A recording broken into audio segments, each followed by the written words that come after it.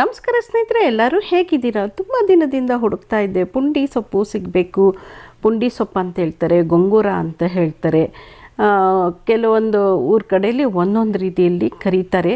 ಇದು ಹುಳಿ ಅಂಶ ಇರುತ್ತೆ ಅಂದ್ಬಿಟ್ಟು ಎಷ್ಟೋ ಜನ ಇದನ್ನು ಬಳಸೋದೇ ಇಲ್ಲ ಸ್ನೇಹಿತರೆ. ಅಯ್ಯೋ ತುಂಬ ಹುಳಿ ಇರುತ್ತಪ್ಪ, ನಮಗೆ ಬೇಡ ಅಂತ. ಆದರೆ ಇದು ಆರೋಗ್ಯಕ್ಕೆ ತುಂಬಾ ಒಳ್ಳೆಯದು ಸ್ನೇಹಿತರೆ. ಆರೋಗ್ಯಕ್ಕೆ ಒಳ್ಳೆಯದು ಅಂದಮೇಲೆ ನಾವು ಯಾಕೆ ಅದನ್ನು ತಗೊಂಡು ಹುಳಿ ಇದೆ ಅನ್ನೋದನ್ನ ಹೇಗೆ ದೂರ ಮಾಡೋದು, ಅದಕ್ಕೊಂದು ಒಳ್ಳೆ ಉಪಾಯ ಹೇಳ್ತೀನಿ ಸ್ನೇಹಿತರೆ.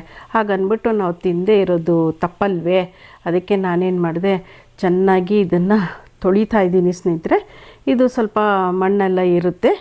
ತೊಳೆದ ಮೇಲೆ ನೋಡಿ ನಾನೇನು ಮಾಡ್ತೀನಿ, ಸ್ವಲ್ಪ ಒಂದು 5 ನಿಮಿಷ ಉಪ್ಪು ನೀರಲ್ಲಿ ನೆನೆಸಿ ಹುಳಿ ಅಂಶ ಎಷ್ಟೋ ಕಮ್ಮಿ ಆಗಿಬಿಡುತ್ತೆ. ಆದರೆ ಈ ಥರ ಹುಳಿ ಇದೆ ಅಂತ ಹೇಳಿ ಎಷ್ಟೋ ಜನ ತಿನ್ನೋದೇ ಬಿಟ್ಬಿಡ್ತೀರ ಸ್ನೇಹಿತರೆ.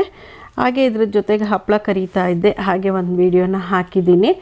ಆದರೆ ಇದು ಏನಮ್ಮ ಅಂದರೆ ಪೊಟ್ಯಾಷಿಯಮ್ ಇರುತ್ತೆ ಸ್ನೇಹಿತರೆ. ಈ ಸೊಪ್ಪು ನಿಜವಾಗ್ಲೂ ಒಳ್ಳೆ ಗುಣ ಇರೋವಂಥ ಸೊಪ್ಪು ಸ್ನೇಹಿತರೆ. ಯಾವತ್ತಿಗೂ ಬಿಡಬೇಡಿ ಎಲ್ಲೇ ಸಿಕ್ಕಿದ್ರು. ಆಮೇಲೆ ಮೆಗ್ನೀಷಿಯಮ್ ಇರುತ್ತೆ ಸ್ನೇಹಿತರೆ ಈ ಅಂಶದಲ್ಲಿ. ಈ ಸೊಪ್ಪಿನ ಒಂದು ಸೀಕ್ರೆಟ್ ಹೇಳಬೇಕು ಅಂದರೆ ಅದರಿಂದ ನಾನು ಹೇಳೋದೇನಪ್ಪ ಅಂದರೆ, ಇಷ್ಟು ಒಳ್ಳೆ ಆರೋಗ್ಯಕ್ಕೆ ಬೇಕಾಗಿರೋದನ್ನ ನಾವು ಯಾಕೆ ಬಿಡಬೇಕು? ಇದನ್ನು ಬಳಸ್ಕೊಳ್ಳೋದು ಒಳ್ಳೆಯದಲ್ವಾ? ಸ್ವಲ್ಪ ಎಣ್ಣೆ ಹಾಕ್ಬಿಟ್ಟು ನೀವು ಅದನ್ನು ಚೆನ್ನಾಗಿ ಹುರಿದು ನೋಡ್ರಿ, ಎಷ್ಟೋ ಅದರಲ್ಲೂ ಹುಳಿ ಅಂಶ ಹೊಟ್ಟೋಗ್ಬಿಡುತ್ತೆ ಸ್ನೇಹಿತರೆ. ನನ್ನ ಸ್ನೇಹಿತರೆಲ್ಲ ಹೇಳ್ತಾರೆ, ಅಯ್ಯೋ ಹುಳಿ ಇರುತ್ತೆ ಅದಕ್ಕೆಪ್ಪ ನಾವು ಅದನ್ನು ಬಳಸೋದೇ ಇಲ್ಲ. ಚಟ್ನಿ ಮಾಡ್ಬೋದು, ತುಂಬ ಔಷಧಿ ಗುಣಗಳನ್ನ ಮಾಡ್ಬೋದು, ಇದರಲ್ಲಿ ಉಪ್ಪಿನಕಾಯಿ ಸಹ ಮಾಡ್ಬೋದು ಸ್ನೇಹಿತರೆ. ಎಲ್ಲ ವೀಡಿಯೋನೂ ನಾನು ಕೆಲವೊಂದು ಇದರಲ್ಲಿ ಹಾಕಿರ್ತೀನಿ, ನೋಡಿ ನಿಮಗೆ ಉಪಯೋಗಕ್ಕೆ ಬರುತ್ತೆ. ಆದರೆ ಆರೋಗ್ಯಕ್ಕೆ ತುಂಬಾ ಒಳ್ಳೆಯದು ಸ್ನೇಹಿತರೆ. ಇದನ್ನು ಯಾವುದೇ ಕಾರಣಕ್ಕೂ ನೀವು ಬಿಡಬೇಡಿ.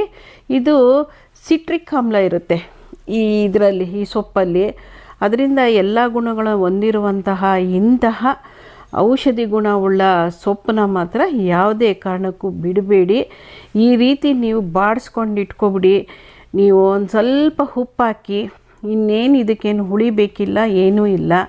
ಬೇಕಾದರೆ ಮೊಸರನ್ನ ಜೊತೆಗೆ ಸೈಡಲ್ಲಾದರೂ ತಿನ್ನಿ. ಆದರೆ ಈ ಸೊಪ್ಪನ್ನು ದಯವಿಟ್ಟು ಬಿಡಬೇಡಿ ಸ್ನೇಹಿತರೆ.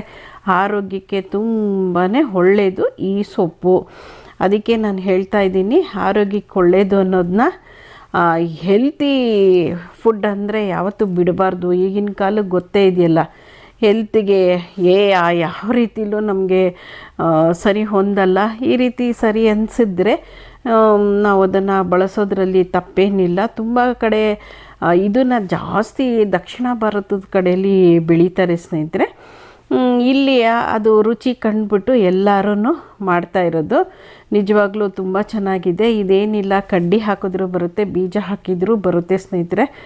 ಇದು ಭಾರಿ ಒಳ್ಳೆ ಆರೋಗ್ಯಕ್ಕೆ ಒಳ್ಳೆ ಆದಂತಹ ಹೆಲ್ತಿ ಬೆನಿಫಿಟ್ನ ಖಂಡಿತವಾಗ್ಲೂ ನೀವು ಬಿಡ್ದಂಗೆ ನಿಮ್ಮ ಮನೆಯಲ್ಲಿ ಮಾಡಿ ಇಟ್ಕೊಳ್ತೀರಾ. ಇದರಲ್ಲಿ ಚಟ್ನಿ ಮಾಡಿ, ಇಲ್ಲ ಇದನ್ನು ಬೇಳೆ ಸಾಂಬಾರು ಜೊತೆಗೆ ಸ್ವಲ್ಪ ಹಾಕಿ ಏನು ಬೇಕಾದರೂ ಮಾಡ್ಬೋದು. ಇದನ್ನು ಉಪ್ಪಿನಕಾಯಿ ಸಹ ಹಾಕ್ಕೊಂಡ್ರೆ ಇನ್ನೂ ಒಳ್ಳೆಯದು.